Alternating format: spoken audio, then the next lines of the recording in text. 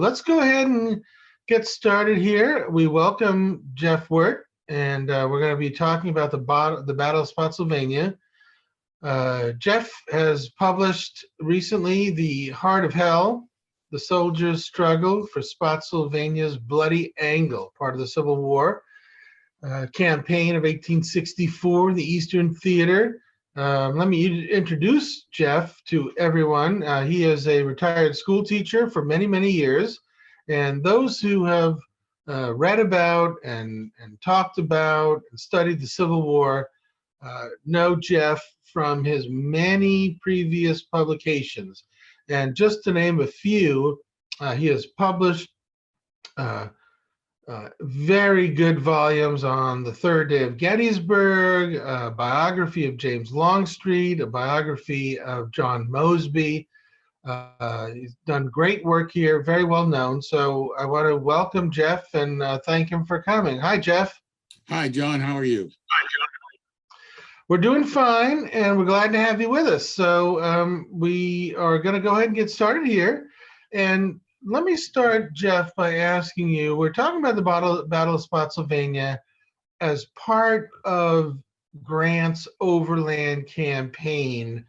Can you give us some background on what the Overland Campaign was and what was Grant and the Union Army trying to do during the spring of 1864? Well, the Overland Campaign was part of Grant, and Grant is, in March of 1864 was named General-in-Chief of all Union armies, all military, and it was part of a broad offensive strike that the two primary ones are, of course, in Virginia and Georgia, Sherman's advance on Atlanta, and then in the east, it would be the Army of the Potomac against the Army of Northern Virginia, and Grant decided to accompany the Army of the Potomac under George Meade. And his orders to Meade were very simply, wherever Lee goes, you will go also. And that was, Grant understood that Richmond would be good to fall, but to defeat the Confederacy, you had to defeat the Army of Northern Virginia. And so they would be the target of the Army of Potomac, which numbered in the neighborhood of about 119,000 officers and men at the start. The Army of Northern Virginia was somewhere in the upper 70s, 77, 78, if memory serves. And on May the 4th, 1864, the Army of the Potomac would cross the Rapidan River at Ely's and Germanna Ford. And then for the next 6 weeks, the two armies would be almost literally engaged with each other every day for the next 6 weeks until June 12th, when Grant had made a decision to take the Army of Potomac, cross the James River, and move towards Petersburg. So that is the time period in which is considered the Overland Campaign. You have the Battle of the Wilderness, Spotsylvania Courthouse. From there, they go south to North Anna, and then you have a cavalry engagement at Yellow Tavern, which is part of this, where Jeb Stuart's mortally wounded, and they go on to Cold Harbor, and from Cold Harbor on the peninsula east of Richmond, that's when Grant will transfer the army. In a remarkable, actually, operation, he moved the army across the James River to the south side. The Union Army in this campaign will suffer a staggering amount of casualties. They'll suffer roughly 60,000 casualties. And for folks to understand this, it is more than Antietam, Chancellorsville, and Gettysburg combined for the Army, which is it is a staggering figure. It was almost, and men will comment on it, but it almost became like an extended nightmare because you never knew where, when you're so close to each other, even skirmishers are killing people at distances and things like that. And then, of course, you have the major struggles in the wilderness and Spotsylvania, and Cold Harbor in particular. North Anna was, a bloody place too, but nothing compared to certainly to the wilderness in Spotsylvania. The other two things I note about this is one, the nature of the war changes. And by I mean by this, Lee's army in November of 1863 in the Mine Run campaign had built fieldworks. But fieldworks will now mark these campaigns, and in particular, the real moment where the fieldworks become extensive and rapidly built would be Spotsylvania. There will be some fieldworks in the wilderness of Saunders Field, but it is Spotsylvania. The other thing that's of real importance too is once Grant crossed the river, he assumed the initiative in the region. It was him now who's going to control. Lee had control from July 1st, 1862. I don't want to get into this too much, but Lee had held his strategic or operational initiative in the East. Lee had made the contour, we know them, Second Manassas, Antietam, we know the campaigns. Now, though, and Grant would even say that afterwards, he said, I grabbed the Army of Northern Virginia by the throat. And I think that's apt description of what he is going to do. And for Grant, there would be no turning back in this campaign. They just simply wouldn't. And the Overland Campaign is an example of that. So in early May, Grant, well, before that, what was the situation in command? You had Meade, George Meade, in charge of the Army of the Potomac, but Grant was in charge of all Union operations as Lieutenant General. Right. So how did that relationship work between Meade and Grant? Initially, Meade expected, he wrote to his wife that when Grant came out to visit Army headquarters near Brandy Station in the winter of '64, Meade expected to be relieved. But Grant said afterwards that his first conversations with him, meeting with him, he was convinced that Meade deserved to stay in command of the Army. It would not take long for Grant to realize, and in his view, what it was almost, if I want to use the phrase that goes to George McClellan, the Army had this conservative view, the senior leadership of the Army Corps commanders, that the goal was not to lose. To Grant, that was not the goal. The goal was to win. And so very rapidly, if you will, and certainly by Spotsylvania, Grant's in control. He's in control of the tactical, if you will, decision. Now, Meade will give the orders and that, but Grant will say, for example, what I did the book on the Mule Shoe, it is Grant's decision to do that. Meade is going to give the orders, and implement how it's carried out. Their staffs started to, within a few weeks, hate each other because of this clash. To George Meade's credit, he is the commander of the Army. He even says to his wife, as far as the newspapers are concerned, he's going to disappear, and he will disappear. But he would serve as like chief, I don't mean to say, as a high caliber chief of staff for Grant, but stayed in command of the Army of the Potomac to his great credit as a soldier. He deserves great credit for that. Other men would have abided that, I don't think. George Meade did. But this is Grant's show, probably from, there's a very famous scene in about midnight, May 7th in the wilderness, Grant and Meade, and they're riding down, Orange Turnpike, and the soldiers are waiting to see what return left or to return right. Left is back across the river, right is on to Richmond. He turned right and the soldiers cheered him. So for me, but you get the idea. Grant's going to run this army very early. He didn't think so. And it's a difficult command situation initially. There's no question. And it'll be restrained and things will fail because of it too. And that's as much Grant's fault as anybody.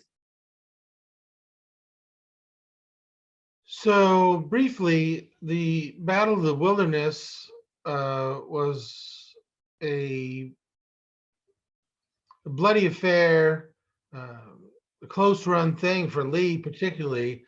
And at the end of the second day of the battle, the second of 2 days, as you alluded to just a minute ago, Grant had a decision to make, whether to withdraw the army because they didn't defeat Lee, or to keep going. So what was that decision that Grant made after the second day to keep shifting to his left, and how did Lee react to that? Well, I think Grant, that was a plan initially from the beginning. I think Grant was surprised in the wilderness. I think, well, they thought they would pass through. He didn't realize that Lee, he didn't expect Lee, is the better way of putting it, to strike him. And that's what Lee did, because the wilderness favored the Confederates, particularly because it negated the Union Army's great advantage in artillery. Interestingly, just to put it in perspective, if you read the letters and diaries of Confederate soldiers before the campaign, and to use a baseball analogy, they said that Grant had now made it to the major leagues. And this is not the armies he had faced in the West. This is, you're in big time now. This is the Army of Northern Virginia. So, and I think, and it took Grant time, and actually throughout the whole Overland Campaign, Grant misjudged the resiliency and the quality of this army that Lee possessed. Even at his attack at Cold Harbor on June 3rd, he would say later that it was one of his two great regrets as a commander. He thought that the Army of Northern Virginia was on the edge of breaking up, and he does so at Spotsylvania very early. They were far from that. So Lee reacts, and Lee was fortunate. He had to, James Longstreet's wounded in the second day in the wilderness. So Richard Anderson's put in command. Lee gives Anderson orders to move the First Corps south towards Spotsylvania Courthouse, which is the crossroads. And the woods were in fire, and his men couldn't very well sleep. So Anderson decides to push through the night. And he will literally, his advanced guard will reach Laurel Hill, which will be one of the key terrain features of the Spotsylvania, only minutes before the Union Fifth Corps. And they are going to repulse the initial Union attacks. And so Lee wins the race to Spotsylvania. And so after Spotsylvania, it's going to be the same thing. Grant's going to move by the left, and he's going to go further south. Lee's in inner lines. It's a question of who gets there first or whatever.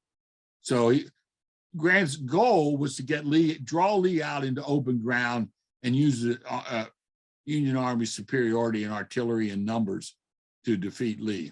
But that doesn't happen. So Spotsylvania is an important crossroads that, as you say, the Confederates won the race to that and fortified. So tell us a little bit about the kind of fortifications that the Confederates made there to defend that crossroads, and what was Lee's plan at Spotsylvania? Well, Lee's plan was to interdict his army between Grant's army. Very simply, between Grant and Richmond. So throughout May 8th, the armies converge on Spotsylvania Courthouse. And Lee's men will start to extend the lines to the east, if you will, from Laurel Hill, primarily held by the First Corps. The Second Corps, which was now Richard Ewell's, they will extend it. Robert Rhodes's division will come in and extend the line as we're looking north and east. And after dark, Edward Johnson's division will move in on the right of Robert Rhodes's men, and they will halt on a slight ridge. And Johnson orders his men to start to build breastworks, fieldworks. Other units are already on the field have been building them. His men disobeyed the order because they were simply exhausted and went to sleep. They will get up the next morning and start to build the fieldworks. As an example, if you look at the Mule Shoe fieldworks, and the Mule Shoe, the heart of it, which is where the center of the fighting was, but the works extend both farther south on both the western face and the eastern face of it. But the fieldworks that they built around the Mule Shoe and Rhodes's were similar. They were about 4 foot high. They put a headlog there in the slot to fire. They built a step so they could stand on the step. They dug out a trench 2 feet deep, and then put a wooden step in there so they could stand on the step. And it was built of logs and dirt. They would work on the fieldworks all during the 9th, 10th, and even on into the 11th to refine them. In the Mule Shoe in particular, and we don't know how many there were, and there are no traces of them, but they built traverses, which would protect them. if say a Union force overran the eastern face of the Mule Shoe, they could come into the rear of the apex and the western face and fire into the backs of the defenders. Traverses prevented that being held, and so they built an extensive network of traverses. Again, from accounts, anywhere they were from 12 to 15 feet in length, or some said they were three-sided, whatever may be the case. But that's the type of works that they built. And the Confederates are amazingly, and they're going to get very, very good at this, be able to build these field works in a hurry. In fact, men dug a lot of theirs by half of a canteen and other thing, have many entrenching tools at all, and bayonets, and that's how. And of course, they cut down the trees with axes and put them there. But the cover of my book gives a good indication of what they were similarly like. And some of the photos in the book will show you that. But that's so all along the Spotsylvania, and the Federals in turn are going to build fieldworks also. So let's talk a little bit about the leadership, because you mention in your book the Confederate command, and you point out that at this point Longstreet is wounded and gone. Obviously Stonewall Jackson long gone, a year or more at this point. So you had Robert E. Lee and his two of his corps commanders, Ewell and A.P. Hill. But what was the Confederate command like at this point? Could Lee rely on them like he did Jackson and Longstreet, or was this kind of up for grabs? Well, I don't know if it's that, but there's no way to compare Ewell and Hill to Lee and Longstreet. Ewell and Hill both were exceptional division commanders, and that's why they were probably promoted after Jackson is mortally wounded and dies in May of '63. But both of them seem to be, Ewell in particular, hesitating to make decisions. Hill, same kind of, like, I mean, if you look at Gettysburg, A.P. Hill almost disappears from that battle, and that's very telling. And then you go into, so Lee had reservations. There's no question about that. He writes about them. Lee's very careful about that, but his reservations about both the men. And then Hill gets sick in the wilderness. In fact, he goes to Spotsylvania in an ambulance. So to replace Hill, Lee picks Jubal Early, and Early will be temporary commander of the 3rd Corps at Spotsylvania. By the end of May, Ewell is going to be, because of what happens in the Spotsylvania, and Ewell's action, particularly even on May 12th, Ewell is going to be shuttled aside and sent into the Richmond defenses ultimately, and Early will take command of the 2nd Corps. Hill had been returned to duty physically, but Hill would have these physical problems off and on. But so, yeah, there's no doubt about it. The only good thing is he still had this body of excellent division commanders. There's still numbers of them are top drawer division commanders. And you can still make an argument that even Lee, with the reservation with Ewell and Hill and that, and now Richard Anderson is a steady soldier who replaces Longstreet. You're not going to have he doesn't have anywhere near the ability Longstreet did to be a combat officer. They're still going to hold the edge over the Corps commander in the Army of Potomac. The best Corps commander in the Army of Potomac is the man assigned to the Mule Shoe attack, is Winfield Scott Hancock of the 2nd Corps. But Hancock had been seriously wounded on July 3rd at Gettysburg. And in fact, as this campaign progresses, surgeons are going to remove bits of bones and stuff from his wound that occurred in July of 1863. He was a great physical specimen until that point. So it affects him. But yeah, very good question. So let's go back to the defenses that you were talking about a few minutes ago that the Confederate forces made, and they erected fieldworks and fortifications. And part of what they did was to erect what, in military terms, as you mentioned in the book, is a salient, which is an exposed exposed area of defenses, and it was called the Mule Shoe salient. So tell us about why they did that, and what was the Mule Shoe as far as the defenses that the Confederates built. Well, of course, when they stopped at a slight rise, and believe me, it's a slight rise. And the next morning, May 9th, Lee appears, and he's seen the shape of what they're building, and he said, "This is a wretched line. I don't see how it can be defended." Well, Edward Johnson's there, Ewell's there. Ewell will make his headquarters not far from, well, within the Mule Shoe, or basically just quite to the rear of the Mule Shoe there, and they'll build a reserve line at its base. And they tell Lee that, oh, we don't want, if we withdraw from here, the Federals will move their cannon onto this rise, and they'll command the ground, which would expose Rhodes's. And on the right flank of Johnson was the extension of the Third Corps lines under Early, now guarding particularly the Fredericksburg Road. So Lee said, well, the only way we can defend this is to put cannon in there. So he ordered 29 cannon to be put into the Mule Shoe to support the infantry. And so he still had misgivings about it. As I said, it could be hit on three sides. People I know are listening to this are familiar with the salient at the Peach Orchard on July 2nd, how Longstreet's attack shattered that. Be the same situation here if the Federals decide to assail it in any kind of numbers.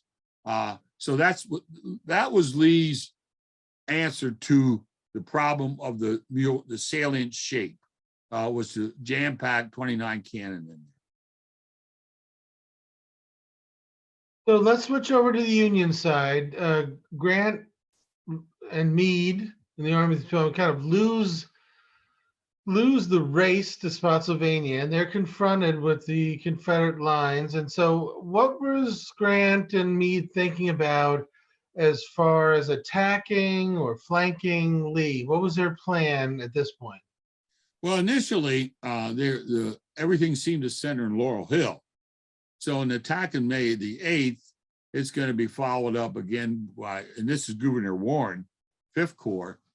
They are going to test it. There was an action on May 10th along the Po River, which would be the right flank of the Federal Army. But they were looking for places to attack, to test it, to see how strong the Confederate defenses were. To be honest about it, if you look at, they knew that this Mule Shoe something was there. And I mean, literally, they didn't know the shape of it. They didn't know how many Union troops, Confederate troops held it. They did not know how many cannon were in it. Information that you would think are important if you're going to design an attack. So on May the 10th, Colonel Emory Upton, the 6th Corps, he commanded a brigade in the 6th Corps, proposes an attack on a narrow front against the western face of these defenses, which is the Mule Shoe. And he asked for a dozen regiments. The proposal was he put them in 4 lines, 3 regiments across, and they would assail the area. And you can see it roughly on the map that's posted up. You'll see where the G is in Gordon, or the break in the line there next to Ewell's name. There was a smaller salient out on the western face called Dole Salient, because it was held by George Dole's Georgians. And on the evening of May the 10th, in this compact line, and it was similar to the attack done at Rappahannock Station in November of 1863, Upton's force is going to break through the salient into the main salient. They're going to overrun a Confederate battery. The problem with it was, and the other lines come behind it, all the Confederates had the inner lines. They counterattack, and after an hour of fighting, Upton's ordered to withdraw, and the attack is ultimately repulsed, and they will return to Federal lines. If any of the listeners come to Spotsylvania, you can follow the path through the woods that Upton's troops took to get into position, and you'll come out into clear ground and see where the Mule Shoe was in front of you. When Grant heard of the initial success of this, he decided that, well, maybe we could do it on a broader scale. And we could do it on a broader scale, and perhaps we could crush this Confederate defenses. So he orders Meade to implement a plan. Now that there's going to be the May 12th assault will include the entire army. Warden's men are ordered, and you can see in the map where Laurel Hill was, and that you can see that Anderson, Laurel Hill. On the eastern face, you can see where Burnside and 9th Corps. By the way, Burnside had an independent command at this time because he outranked Meade. So Grant ordered him directly. And then the 2nd Corps is going to attack against the main Mule Shoe salient. And so during the night of May the 11th, late in May the 11th, into the morning of May 12th, it started to rain. The attack was scheduled for 4 a.m. In the previous map, you saw there was a Brown home, the home of John and Elizabeth Brown. That would be the staging area, which you can see in this map here, staging area for the Federal Army. He had 4 divisions in the attack, Hancock, 20,000 men, and they are going to move forward at 4 o'clock was the plan, but because of a heavy fog and, just to go back a second, they still do not know the shape of the Confederate defenses. They don't know. So they pull in a colonel who was in Gershom Mott's division, and Mott was supposed to support Upton's attack, but he failed miserably to do it. And he drew a sketch on the wall of the Brown house, and all that basically they knew that there was a White House. Well, that was the McCool house, which is famous in the story of Neil McCool and 3 sisters. Well, Neil was away, but 3 sisters were there. That'd be a target. Now, I have to go back, and this is critical. Late on the afternoon of May the 11th, Lee receives a dispatch from his son, Major General Rooney Lee, saying that the Federals are moving, and on particularly Fredericksburg Road area. And Lee makes the decision that they must be doing the sidle to the left, as we talked about earlier. And he wanted, if he could, he wanted to try to hit the Federals while they're on the march and assail, parts of the army that's moving and inflict some serious damage on them. But they had to be ready to go by daylight. Well, there's only a narrow trace of a road into the salient where the artillery was. So Lee orders out the 29 cannon that he said was critical to the defense of the Mule Shoe. He will replace them with 8 cannon, 2 batteries. Gordon Ray, who wrote a 5-volume work on the Overland Campaign, very, very fine work. He said it was one of the most worst misjudgment Lee ever made in his career. So when the morning comes, when the Federals are preparing to attack, Edward Johnson had roughly 4,000 officers and men in what we think of the Mule Shoe, of the apex and down to eastern, western faces. And they will move forward at 4:35 a.m. and they are going to overrun, particularly Francis Barlow's division, which will hit, you see where the east angle is. They are going to smash in there. There's a reduced Confederate brigade because 3 of the regiments have been skirmished by the Landrum House. They're going to overrun. They're going to break through initially. Interesting, Barlow said, we were just lucky that we found it and hit it. That's how they were literally going through the dark, but mentally they were going through the dark too to try, but overwhelmingly numbers. Johnson's men fought back. Yes, there were some men in the initial, because he had them in the works early, because they'd had all these signs and skirmishes that told him, scouts had told him that something's going on. Seems like there's an attack coming. And so he had them in the trenches. There were some of them, because of the rain, their muskets misfired. They had to drive and that. But the overwhelming, we're talking upwards, eventually of 20,000 men pouring over here. And they captured at least 3,000 Confederates. The rest of them are scattered. To the south, in front of the Harrison House, you see where the name Mule is John B. Gordon. Now he's commanding Early's division. He was promoted up, if you will. He has 2 brigades there and 1 brigade in the salient, and he will counterattack. And the Federals are going to drive towards the reserve line of works. I don't want to overdo this with people, but at the base of the salient, and the salient's about half a mile deep, there's this reserve line of works. And they are going to, he had 2 brigades moving forwards towards that. Incidentally, it had happened on May the 6th in the Wilderness. It had happened on May the 10th, and now May the 12th. Robert E. Lee is in the midst of all this. Gordon thinks that Lee wants to lead the assault. And he tells General Lee, well, we won't go forward unless you go to the rear. And a sergeant, according to accounts, he turned Traveler around and led Lee back to the rear. Gordon counterattacked. Their counterattack goes towards the east face of the Mule Shoe.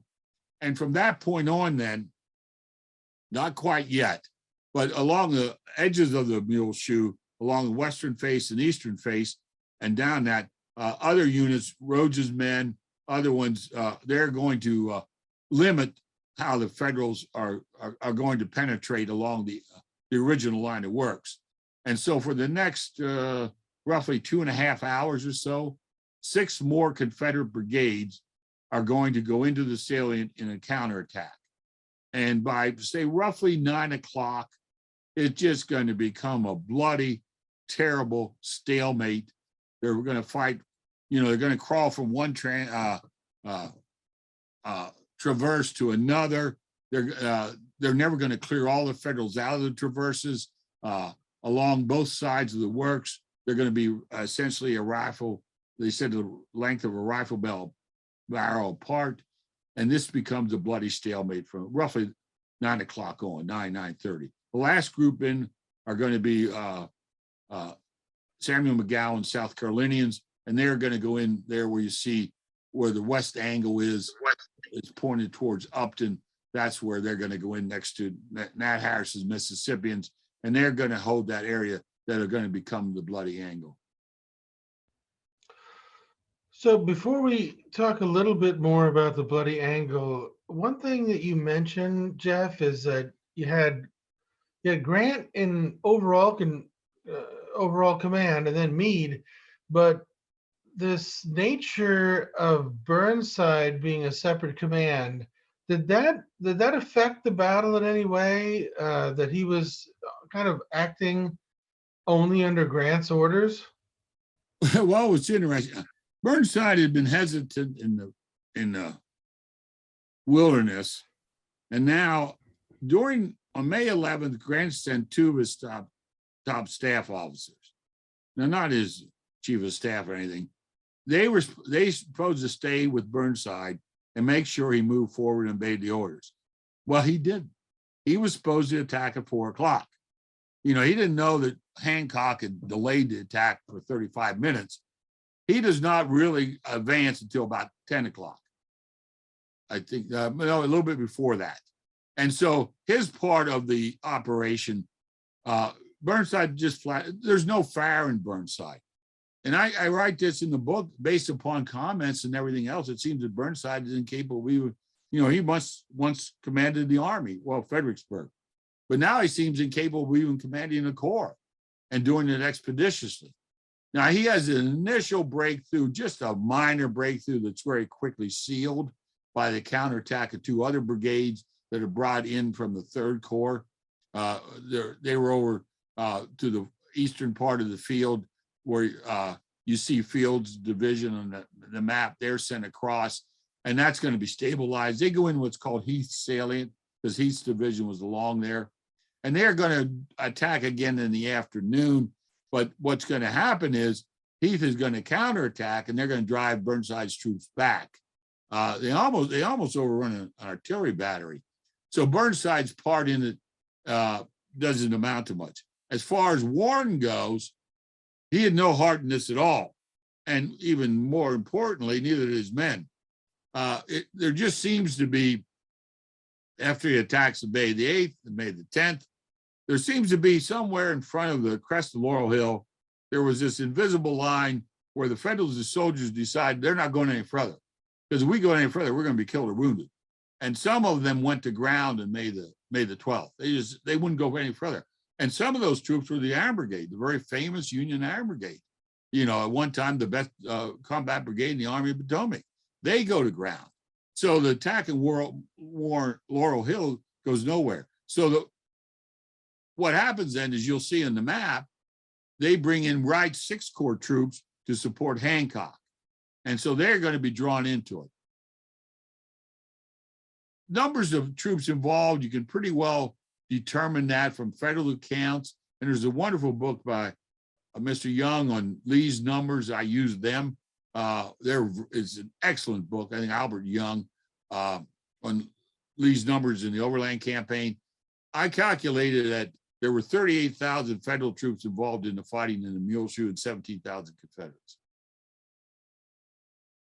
And so, Jeff, a lot of your work here, as you've said earlier to me, is first-person accounts and how unique the situation was. What do you, can you tell us the nature of the fighting and why this was remembered by so many Union and Confederate soldiers, and what made this really a horrific struggle there for, I think you said 20 hours? Yeah, well, they calculate roughly at about 22 or so, because Confederates don't withdraw until 3 a.m. on the 23rd. So you could, but let's say 20 hours. Well, the two reasons. Most importantly was the proximity of your enemy to you. You know, you're separated at the breastworks. They just separate you. Traverses, there are ground between the traverses, but not much ground. We don't know how much, but there's not a lot of ground. So they're right across from you. We're talking yards, certainly, because of the network of traverses. Some of them you're going to wrench, you're going to take them out hand combat. And of course, then there's the duration. And as I mentioned earlier, once these Confederate troops get in there, they can't leave. Because the decision, what Lee decides to do is he orders a reserve line built. And if you see in the map, the people here, where you see Edgar Harrison home, just south of that, they're going to build this reserve line of works. So you have to hold on until those reserve line of works are built, because if the Federals break through, the Army of Northern Virginia could be seriously crippled, if not destroyed. I'll quote from one of them. I think it points out real well the situation. It's James Caldwell, who wrote a memoir of Greg's McGowan. He writes, and I quote, "The question became pretty plainly whether one was willing to meet death, not merely to run the chances of it." So in other words, once you went in there, you know that your chances are coming out, and Caldwell was in the midst of it. That's the situation. A Union soldier called it the death grapple of the war. Another one said, a Maine soldier, all around the salient was a seething, bubbling, roaring hell of hate and murder. At one point, one of them writes about it that if you were inexperienced, because the rain kept coming down, the trenches were being flooded, men would fall wounded into the trench. There was a chance that they would drown if the comrades didn't see them. He said, if you looked at it, it was so red that you would have thought it was all blood, but it was a combination of blood and water. Other men, you talk the nature of it, men would jump on both sides. Men would jump on top of the breastworks while their comrades kept feeding them loaded rifles, and they would shoot right down into the faces of either rebel or a Yankee, depending on who was doing the shooting, until they were shot down. Now, one Yankee soldier from Maine, actually, Knowles was his name, accounts varying how long he was there, but he wasn't there just for 2 or 3 shots, and he would end up winning the Medal of Honor for what he did. Other ones would win it for capturing a Confederate battle flag or something, but he actually survived this. But that was the nature of it. They would, men would throw their bayonet rifles as spears. They would run the bayonets through the dirt between the logs and the breastworks, and men would go back over in that. At one point, they said, especially along the apex, outside the works, the Yankees were piled up almost to the top of the breastworks. And there was a misunderstanding in the afternoon about 2 o'clock or so, where both sides thought the other surrendered. So there's this pause in the fighting. And one Confederate Mississippian stood up and he looked north where the Federals came from. And he said it was one vast Golgotha. All he saw was dead and wounded men lying across that open ground as far as he could see. So that's the nature of the combat. And they're swinging the classic muskets, they're bringing men that way. And it never really ceases. That's the whole point of it. If lulls occurred, they last for just minutes at all. Men were exhausted. Men had to, particularly Confederates, had to risk their lives going back for ammunition because you're running across there. One Confederate remembered, he said it was one of the worst things he was part of in the war. They had captured 3 Union soldiers and they were behind them in the trenches, and the officer came and ordered them to go send them to the rear. And he said, I don't know if you want, and they said, no, they sent them to the rear, where they got up and started back across the ground, and they were immediately killed by fire from their own Union soldiers, because walking across that ground was death. And I left a lot. I'll be honest with you. I left for people. I left them tell their story, because they could tell their story far better than I could. And I told you earlier, I was surprised about the accounts. I really was. Just count after count. Incident after incident. In South Carolina Brigade, a young soldier is killed. He's lying on the breastworks on the bank of it. Not far from him is his father. His father sees him fall. He hurries over to see his son, and he is killed and falls on top of his son. So it just all over. There's just, after this, one staff officer rides forward to give orders and is decapitated by a cannonball in the Union Army. So we're used to it, but the level of this, for the men involved on both sides, nothing compares to this, because of the duration of the fighting and the proximity of your enemy during the war. So I want to go ahead and see, how did this end, and what was Grant's next move after the Battle of Spotsylvania ended? Well, how it ended was that the brigadiers, the brigade commanders, and they were famous, the Alabamians, North Carolinians, Georgians, I said the Mississippians and South Carolinians, Dotson Ramshires, North Carolinians were there fighting. Abner Perrin is killed, leading his men into it. By the way, one of the heroes of it, and I'll get to it, is Robert Rhodes. Rhodes seems to be left with the direction, you'll send these reinforcements in under Lee's orders, and you'll tell them to report to, the commanders to report to Rhodes, and he places them. About 6 p.m., they said, well, we'll relieve you at 6 p.m. Well, 6 p.m. came and nobody was relieved. Finally, at 3 a.m., they received word that the reserve line had been built and you can withdraw regiment by regiment. And silently, regiment by regiment, the Confederates withdrew. The Yankees, probably through exhaustion, and still it was rain and the darkness was thick, they never knew they withdrew. They would go back behind the reserve line of works. There's a good quote. One of the Confederates said, "We looked like a lot of painted devils.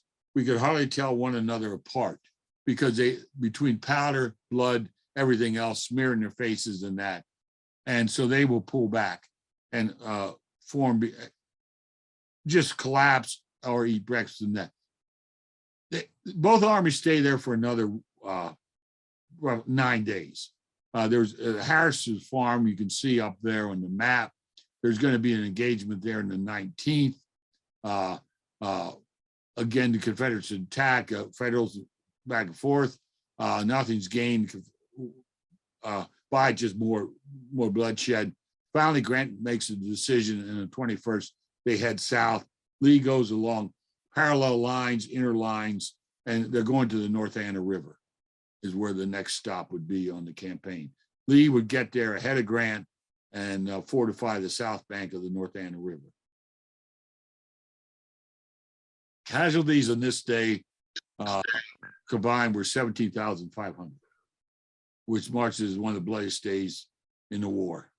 Which is, people probably don't realize that, but I think it's, I looked at it and checked it. I'm almost certain this is the bloodiest day between the third day at Gettysburg and Appomattox. We have some questions here from the listeners and watchers here. One of them is, where was the Union cavalry, which often did reconnaissance for the infantry? Well, that's a very famous situation. Sheridan and Meade clashed on the road to, well, neither one liked each other. They clashed in the movement down the Brock Road, which is on your map, on May the 8th. And Sheridan had not moved and it jammed up the Federal infantry. Meade tried to talk to him. Grant, Sheridan, it's very basically, Meade wanted Grant reprimanded, and I mean, Meade wanted Sheridan reprimanded because Sheridan said to Meade to the effect, give me a chance and I can whip Jeb Stuart and that. And Grant said, well, if he said that, he can do it. So on the May the 10th, Sheridan will head south with his cavalry, 10,000 of them. Stuart's with the army. In fact, Stuart is instrumental in the defense of Laurel Hill in May, the morning of May the 8th. He will follow him, and then they will clash on May the 11th at Yellow Tavern, northeast of Richmond, where in late afternoon attack, Stuart's with his men, and he is mortally wounded, and he will die May 12th in Richmond from this raid. That's where the cavalry was. There was some cavalry with him, but you know, the wilderness and that, there was no use. They clashed in the wilderness and the certain places along the roads, but essentially the terrain. So Sheridan went there. That's where he was.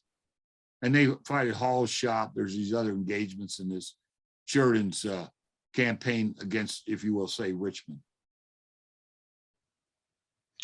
Okay, another question, Jeff, is do you feel like Lee knew at this point in the war that numbers were going to count and that the Confederacy really did not have a chance to win the war? Well, I'm not so certain about that.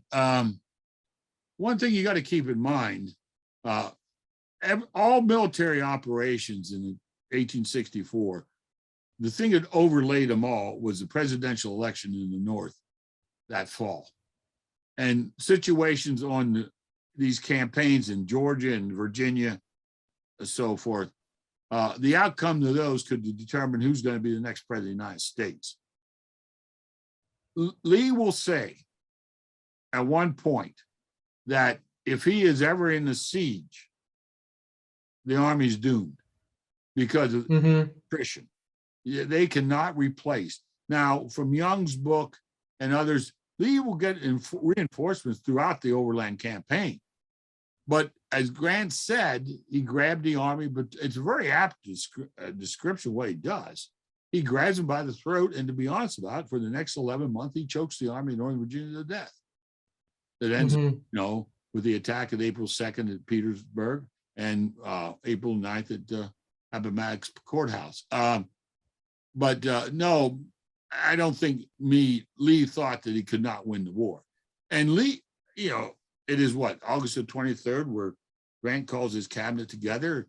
He'd received words that you can't win the election. Everything's going bad for Republicans. And so he had wrote this letter up that he would support the next administration, had every cabinet member sign it without having read. And then you have the fall of Atlanta.